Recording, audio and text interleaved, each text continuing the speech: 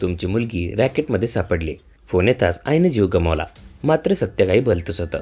उत्तर प्रदेशच्या आग्रा येथून एक धक्कादायक घटना समोर आली आहे। एका सरकारी शाळेतील शिक्षिकेला 4 तासांपर्यंत डिजिटल अरेस्ट ठेवण्यात आलं होतं। आरोपींनी पोलिसांची वर्दी परिधान करत महिलेला व्हॉट्सअप कॉल केला।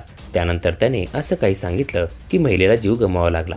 या घटनेने परिसरात एकच खळबळ उडाली आहे। दरम्यान व्हिडिओत पुढे जाण्यापूर्वी चॅनलला सबस्क्राईब करायला विसरू नका। महिलेला आरोपींनी व्हॉट्सअप कॉल केला।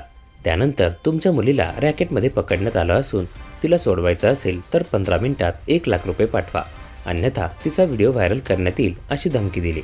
त्यानंतर आरोपीने मुलीचा आवाजही महिलेला ऐकवला। त्यात आई मला वाचव अशी एक व्हॉइस नोट देखील ऐकवली। आरोपीची धमकी ऐकून शिक्षिकेला मोठा धक्का बसला आणि त्यातच तिला हृदयविकाराचा झटका आला। कुटुंबियांनी तिला तातडीने रुग्णालयात दाखल केले। मात्र तिथे तपासणीनंतर तिला डॉक्टरांनी मृत घोषित केले।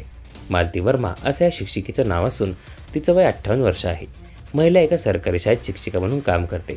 तसेच या घटनेने कुटुंबियांमध्ये तणावपूर्ण वातावरण होते। पोलिसांनी या घटनेची चौकशी सुरू केली। कुटुंबियांनी दिलेल्या माहितीनुसार 30 सप्टेंबर रोजी दुपारी जवळपास 12 वाजता त्यांना व्हॉट्सअप कॉल आला। डीपीवर पोलिसांच्या वर्दीतील एका व्यक्तीचा फोटो होता। फोन उचलताच आरोपीने महिलेला सांगितलं की तुमची मुलगी स्कॅन्डलमध्ये पकडली गेली आहे। जर तिला वाचवायचं असेल तर मी जसं सांगतो तसं करा। आरोपीची धमकी ऐकून महिलेला जबरदस्त धक्का बसला।